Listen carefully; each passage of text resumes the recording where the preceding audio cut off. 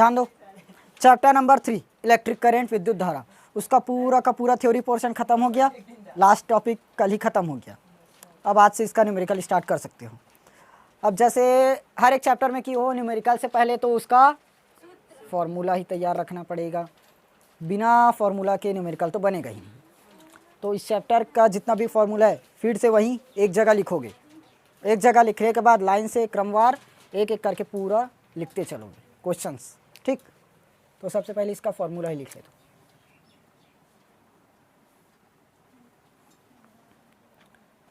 पहला कहाँ से चला रहा है, I is equal to Q upon टी, ये पढ़े हो। किस चालक में आवेश के प्रवाहित होने की दर को विद्युत धारा कहते हैं। I मतलब विद्युत धारा, Q मतलब आवेश, T मतलब टाइम, समय। दूसरा, उसके बाद I इज इक्वल टू अनुगमन वेग में निकाले हो NEAV into VD, NEAVD। I क्या है, विद्युत धारा, N इलेक्ट्रॉनों की संख्या, E इलेक्ट्रॉन, A उसका क्षेत्रफल और VD अनुगमन वेग। तीसरा, J वेक्टर, J वेक्टर में क्या निकाले थे, हाँ धारा घनत्व है, तो उसका मान क्या निकला था, I अपॉन A, क्षेत्रफल में प्रवाहित होने वाली धारा, एकांक क्षेत्रफल में प्रवाहित होने वाली धारा, उसे धारा घनत्व कहते हैं। J निकाले हो ना। चौथा,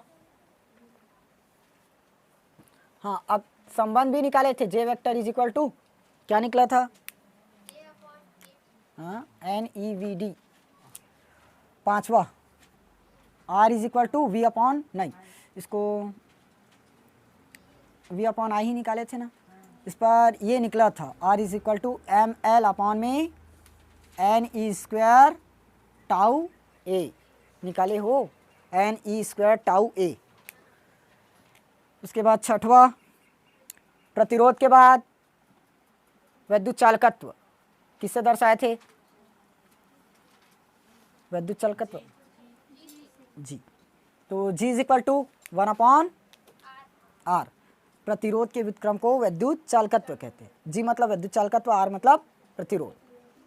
छठवा के बाद सातवां, प्रतिरोधकता मतलब रो का मान RA अपॉन L, अनुप्रस्थ परिच्छेद का क्षेत्रफल, उसका अनुक्रमानुपाती और लंबाई के व्युत्क्रमानुपाती, यही लिखे थे ना। R क्या है, रेजिस्टेंस, A क्षेत्रफल, L लंबाई और रो विशिष्ट प्रतिरोध या प्रतिरोधकता, अभी बीच में और बताया था ना। अब 10वां, 8वां विद्युत चालकत्व सिग्मा 1 अपॉन विद्युत चालकत्ता ही तो है ना, चालकता या विद्युत चालकता, 1 अपॉन रो कर दो ना, सीधा व्युत्क्रम होता है ना, 1 अपॉन रो। अब L अपॉन RA हो जाएगा, ये चेंज करोगे तब देखो, इसमें RA अपॉन L है तो L अपॉन RA बनेगा। अब 9वां नंबर पर क्या पढ़े थे, श्रेणी क्रम संयोजन और समांतर क्रम संयोजन, उसी का। तो सबसे पहले श्रेणी क्रम, इसके पहले और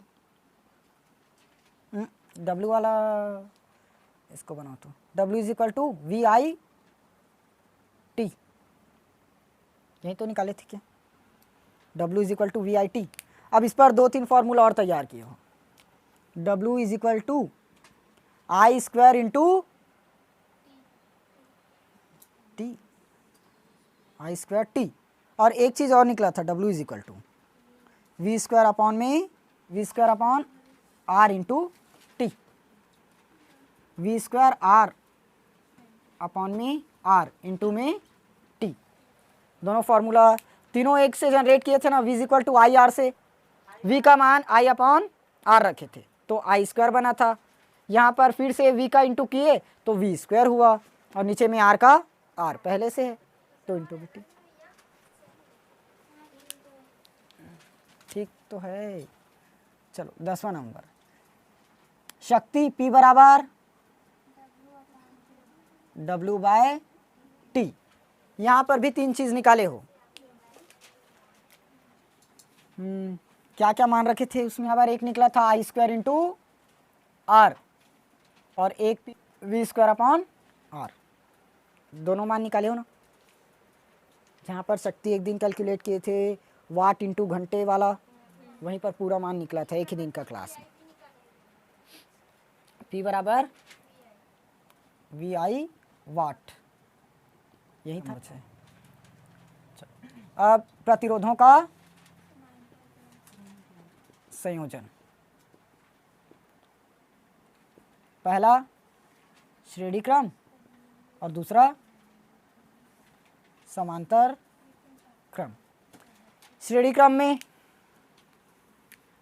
R is equal to R1 plus R2 plus R3, इसका 1/R1 is equal to 1/R, अरे R था ये, 1/R2 plus 1/R3 is equal to क्या था? W/Q। अब विद्युत वाहक बल के लिए आंतरिक प्रतिरोध भी निकाले हो, R E/V माइनस 1, यही था ना। फिर 14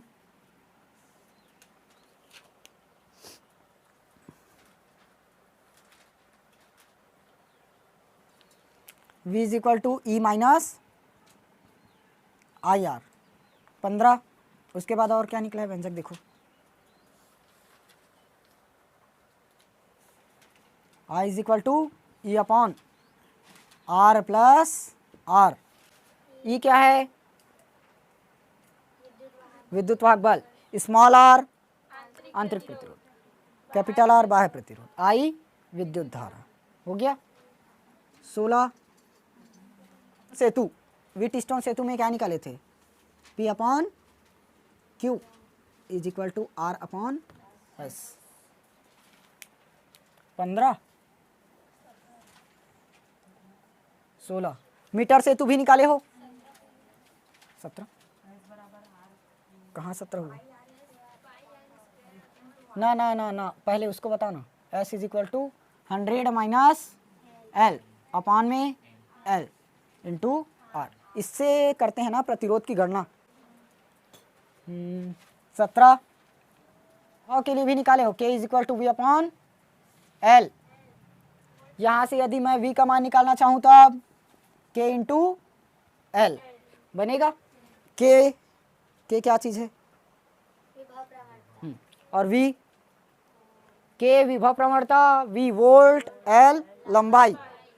एकांक लंबाई में विभव के पतन को विभव प्रवणता कहते हैं, लिखे भी हो परिभाषा।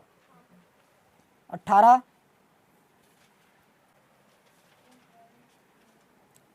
E1/E2 is equal to L/L2। दो सेलों के विद्युत वाहक बल की तुलना करना किसकी सहायता से? विभव मापी की सहायता से। हाँ वही है, K से K कटता है। 19 में अब देखो, विभव मापी की सहायता से सेल के दो सेलों के विद्युत वाहक बल की तुलना कर लिए। अब विभव मापी की सहायता से किसी सेल का आंतरिक प्रतिरोध ज्ञात करना, ये भी निकाले हो। R is equal to L1/L2 minus 1, यहाँ से निकला था वो। E/V की जगह L1/L2। जब E/V दोनों के बराबर में क्या ला लिए थे? समीकरण 2 और 3 को डिवाइड करके L1/L2। तो E/V की जगह ये मान रखे थे ना L1/L2, तो मान E/V इसी के बराबर में क्या आया था? L1/L2। तब इसका मान इस समीकरण में रखे हैं। देखो E/V है, E/V इसको काटे, R की जगह पर R, और E/V है, E/V उसकी जगह पर मैंने क्या रखा? L1/L2 माइनस में 1, माइनस का 1 है। 1 मिनट, यहाँ 21 नंबर में एक ठो छोड़ दिए, W बराबर VIT अपान में 1000। ये भूल गए थे, वाट इंटू घंटा। क्वेश्चन नंबर पहला है ना, किसी तार की संचालित बैटरी का विद्युत वाहक बल यदि बैटरी के आंतरिक प्रतिरोध 0.4 ओम ना, तो बैटरी से ली जाने वाली अधिकतम धारा का मान क्या होगा। यहाँ पर कोई परिपथ तो होगा ही, कार है तो क्या किया गया है, विद्युत वाहक बल यदि बैटरी के आंतरिक प्रतिरोध मतलब स्मॉल आर 0.4 ओम है, तो बैटरी से ली जाने वाली अधिकतम धारा का मान क्या होगा। तो दिया है क्या क्या दिया उसको सबसे पहले लिखो। विद्युत वाहक बल दिया है,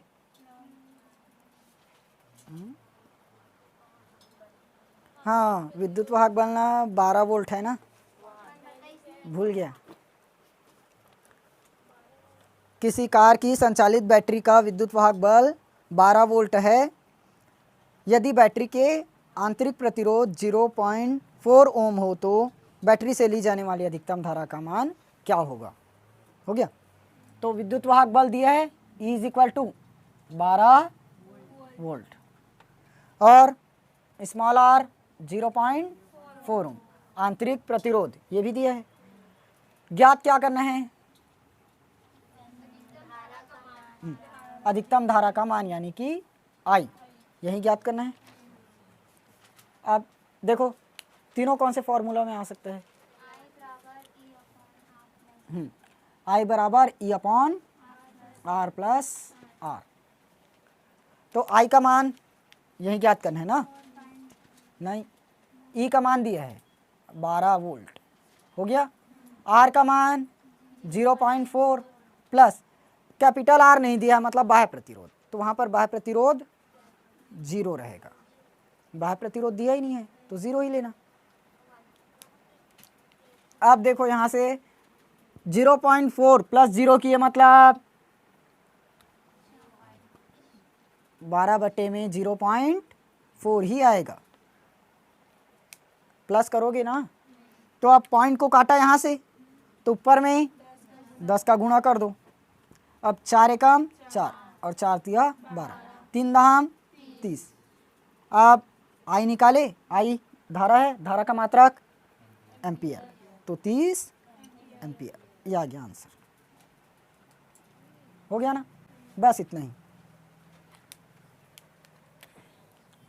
पहला क्वेश्चन हो गया। सेकंड क्वेश्चन लिखो इसका।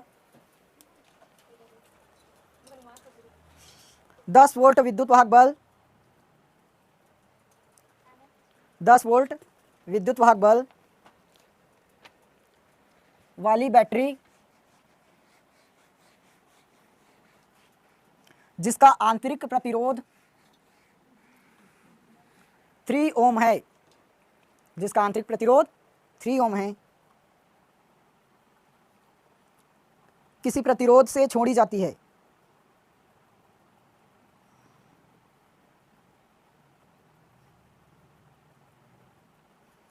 यदि परिपथ में धारा का मान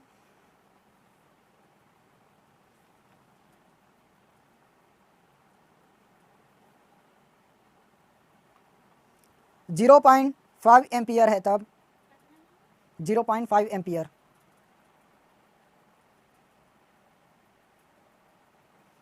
उसका प्रतिरोध तथा वोल्टता क्या होगा,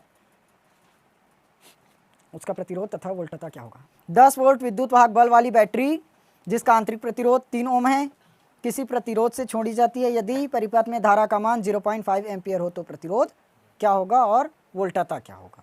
दोनों मान निकालना पड़ेगा इस बार। देखो सबसे पहले गिवन वैल्यू ही लिखना है, क्या क्या दिया है। किसी सेल का विद्युत वाहक बल क्या है, 10 वोल्ट है, तो E इज इक्वल टू पहले से दे दिया है 10 वोल्ट, और आंतरिक प्रतिरोध मतलब स्मॉल आर 3 ओम, और I धारा दिया है, कितनी धारा प्रवाहित हो रही है 0.5 एम्पियर। निकालना क्या क्या है, प्रतिरोध। अब प्रतिरोध निकालने बोला है तो कौन सा प्रतिरोध बनेगा, कैपिटल R, क्योंकि स्मॉल r तो पहले से दिया है, तो ये कैपिटल R फाइंड करोगे, और एक वोल्टता मतलब V। दोनों निकालने हैं। अब ई दिया है, आर दिया है, आई दिया है और ये वाला आर फाइंड करना है, तब कौन सा सूत्र लगा सकते हैं? अब बीच लगाए थे वही, I is equal to E upon R plus R. I का मान 0.5, E 10, small R 3, capital R find करना है। नहीं ज्ञात करना है ना, तो आर ही लोगे। अब ज्ञात नहीं करना रहता तब 0 लेते हैं। इस तरफ लेकर आओ तो 0.5 का इंटू करोगे 3 प्लस आर में, और इधर 10, कुछ नहीं नीचे में मतलब 1, तो 10 एकम 10। अब इसमें अंदर में इंटू कर दो, 5 दिया 15। अब पॉइंट के बाद कितना अंक है? 1, तो ये पॉइंट लगा दिए। फिर प्लस 0.5 इंटू आर, तो 0.5 आर, और ये 10 हो गया। 0.5 आर और ये 10 प्लस 1.5 को पक्षांतर कर दो, क्या मिल जाएगा? माइनस 1.5। माइनस किया तब 8.5 होगा, और ये 0.5 आर। अब देखो 0.5 का आर के साथ क्या है? इंटू, पक्षांतर किए तब डिवाइड चला जाएगा ना, तो r is equal to 8.5 upon में 0.5 होगा। पॉइंट से पॉइंट को काट सकते हो, पॉइंट से पॉइंट कटा, क्योंकि देखो पॉइंट के बाद एक अंक है, नीचे में मैं किसका गुणा करूंगा? 10 का। यहाँ पर भी पॉइंट के बाद एक अंक है, ऊपर में भी 10 का गुणा, तो 10 से 10 ऑलरेडी कटेगा, इसीलिए मैंने डायरेक्ट काट दिया। तो 5 एकम 5, 3 बचा, और 5 सत्ते 35, तो R बराबर क्या मिला? 17 ओम, मात्रक ओम हो गया। अब V कौन से फॉर्मूले से निकलेगा? अभी बताया था, V is equal to E minus I R. तो V का मान निकालना है, तो V रखे, E का मान 10 माइनस आई निकाल लिए, नहीं दिया है ना पहले से, 0.5 इंटू आर का मान निकाले 17, 17 पंचे 85, और ये 10, फिर माइनस, देखो पॉइंट एक अंक, मतलब पॉइंट एक अंक बाद है, तो एक अंक बाद क्या लगाओगे? पॉइंट, तो एक अंक बाद पॉइंट लगा दिए। अब 10 का इंटू करोगे, क्या मिलेगा? अरे सॉरी 1.6.5 आएगा ना? अरे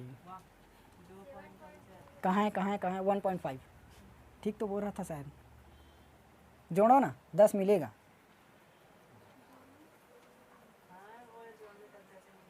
आएगा ना? और वोल्टता का मात्रक वोल्ट ही रहेगा, तो 0.5 आ गया आंसर, बन गया ना? Question number 2 complete.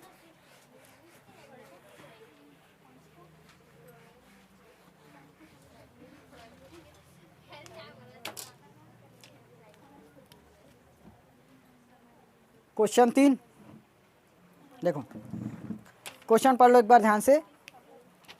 1 ओम, 2 ओम और 3 ओम के 3 प्रतिरोध श्रेणी क्रम में संयोजित है, तो संयोजन का कुल प्रतिरोध क्या होगा? यदि प्रतिरोध का संयोजन किसी 12 वोल्ट की बैटरी जिसका आंतरिक प्रतिरोध नगण्य है से संबंध है, तो इसके प्रत्येक प्रतिरोध के सिरों पर वोल्टता ज्ञात कीजिए। देखो 3 ठो हमें क्या दिया है? प्रतिरोध दिया है, उसे क्या किए हैं? श्रेणी क्रम में जोड़ दिए हैं। श्रेणी क्रम में जोड़ने के बाद क्या बोल रहे हैं? उसका कुल प्रतिरोध क्या होगा, तो ये तो आराम से पता चल सकता है। उसके बाद यदि उसका संबंध किससे है? 12 वोल्ट की बैटरी से जिसका आंतरिक प्रतिरोध क्या किए हैं? नगण्य रख दिए, मतलब 0, नगण्य मतलब 0 ना। सेकंड चैप्टर में भी लिखे हो R स्मॉल देन L, तो L का मान क्या लेते थे? 0 लेते थे ना, नगण्य, तो यहाँ पर भी नगण्य मतलब 0। उसके बाद प्रत्येक प्रतिरोध के सिरों के बीच वोल्टता ज्ञात करना है। समझ गए? अब प्रत्येक प्रतिरोध है, यानी कि हमारे पास कितना प्रतिरोध है? 3 प्रतिरोध। तो तीनों प्रतिरोध के बीच क्या ज्ञात करना पड़ेगा? वोल्टता। V इज इक्वल टू जानते हैं I इंटू R, तो पहले के लिए क्या बनेगा? V1, तो I इंटू R1, क्योंकि धारा तो सब में एक ही जाएगी, श्रेणी क्रम में है तो पूरे में धारा एक ही पहुंचेगा। उसके बाद V2 is equal to I into R2, V3 में I इंटू R3। इसका परिपथ इस प्रकार से बनेगा। 3 प्रतिरोध है ना, ये पहला, ये दूसरा और ये वाला तीसरा, श्रेणी क्रम में जोड़ दिए और इसके साथ एक 12 वोल्ट की बैटरी लगाए। 12 वोल्ट, हाँ। इस पर 1 ओम, इसमें 2 ओम और इस पर 3 ओम, श्रेणी क्रम में जोड़ दिए। अब इसके बीच जानते हैं ना, श्रेणी क्रम में रहता है तो तीनों में अलग अलग विभवांतर उत्पन्न होता है। तो ये V1, इसके बीच V2 और इनके बीच V3, और इधर से क्या होगी? I धारा प्रवाहित होगी। अब I धारा प्रवाहित होगी, उसको कैलकुलेट कर लिए तो ये भी निकाल सकते हैं, हो जाएगा। और विद्युत वाहक बल दिया है क्या? नहीं। आंतरिक प्रतिरोध है ना, आंतरिक प्रतिरोध नगण्य, मतलब स्मॉल r 0 है और कैपिटल R तो हमें पहले से दे दिया है, तो यहाँ सिर्फ पूरा वैल्यू अब लिखना बस है, दिया है। क्या क्या दिया है? R1 पहला वाला क्या मानते हैं? R1, दूसरा R2, तीसरा R3। तो R1 में 1 ओम, R2 2 ओम, R3 में 3 ओम। निकालिए पूरा। अब तीनों को क्या बोला है? हाँ, निकालना क्या चीज़ है? कुल प्रतिरोध। कुल प्रतिरोध ये भी पहले ज्ञात करना है ना। उसके बाद तीनों के बीच वोल्टता, मतलब V1, V2 और V3, ये तीनों भी चारों फाइंड करना है ना। पहला कुल प्रतिरोध ज्ञात करना है, तीनों में से 1 ओम, 2 ओम और 3 ओम लगा श्रेणी क्रम में, तो पूरे का कुल प्रतिरोध बताना है। और उसके बाद तीनों के बीच वोल्टता कितनी होगी ये भी बताना है। तो ये हो गया, जितना वैल्यू पता था अब रख लिए, अब सिर्फ निकालना बस है। सबसे पहले कैपिटल R निकल सकता है, श्रेणी क्रम में जुड़ा है ना। श्रेणी क्रम के लिए डायरेक्ट फार्मूला क्या है? R is equal to R1 plus R2 plus R3। हाँ, अगर इसमें 4 प्रतिरोध करता तो यहाँ पर R4 लगा सकते थे। R1 का मान 1 प्लस 2 प्लस 3 क्या मिल जाएगा? अरे 3 5 6 ओम निकल गया। अब इन तीनों को जोड़कर क्या कर दिए? पूरा एक तो बना दिए, कितना हो गया? 6 ओम निकालिए ना। लेकिन यहाँ से अभी I धारा तो प्रवाहित नहीं हुआ है। धारा पता कैसे चलेगा? बैटरी को ऑन तो कर दिए, 12 वोल्ट की बैटरी को, तो कितना धारा जाएगा ये पता करना पड़ेगा। अब कहाँ से पता करें? अब कैसे निकलेगा? कौन सा सूत्र लगाओगे? देखो यहाँ पर हमें आंतरिक प्रतिरोध भी दिया है, लेकिन इसको ध्यान में रखना, जो बोल रहे हैं वो तो सही है। R is equal to V upon I, इसको लगा सकते हैं। R का मान दे दिया, इसको रख दिया डायरेक्ट 6। V का मान ये पता करना है, I का मान नहीं, ये दिया नहीं है ना, और साथ में V का मान 12 दे दिया पहले से, यहाँ पर 12 वोल्ट लगा दिया, तो ये हो जाएगा 6I और इधर में 12, 6 दूनी 12, I बराबर क्या मिल गया? 2 आया। लेकिन यहाँ आंतरिक प्रतिरोध भी दिया है। आंतरिक प्रतिरोध क्या है? आंतरिक प्रतिरोध नगण्य लिए ना, तो नगण्य मतलब 0, तो ये वाला भी जुड़ना चाहिए। अब कौन से फॉर्मूला में जुड़ेगा?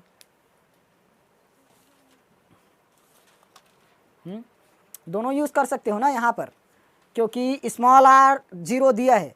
अगर यहाँ स्मॉल r 2 3 4 ऐसे देता तब वो फार्मूला लगाते, I बराबर E upon R plus R, ये लगाना पड़ता। यही तो है क्या? तो और कौन सा बताऊं? और कौन सा? नहीं, वो आंतरिक प्रतिरोध ज्ञात करने के लिए रहेगा। यहाँ तो आंतरिक प्रतिरोध डायरेक्ट दे दिया 0 है।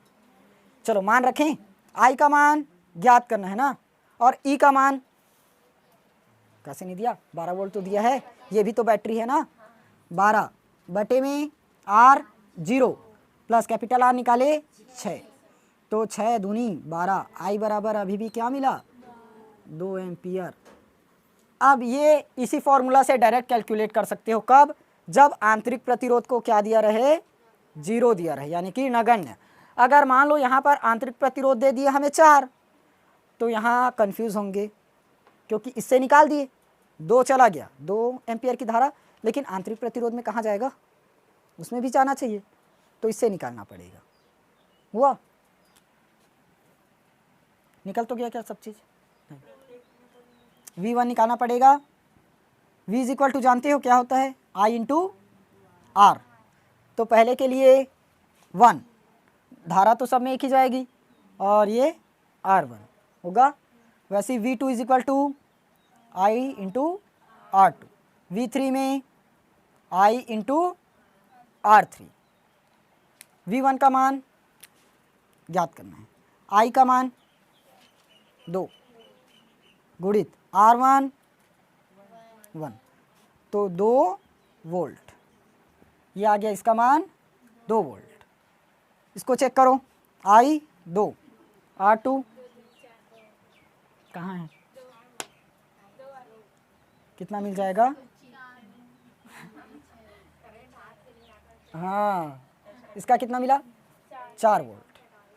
I 2, R3 3, 3 दूनी 6 वोल्ट। हाँ ये निकल गया कंप्लीट।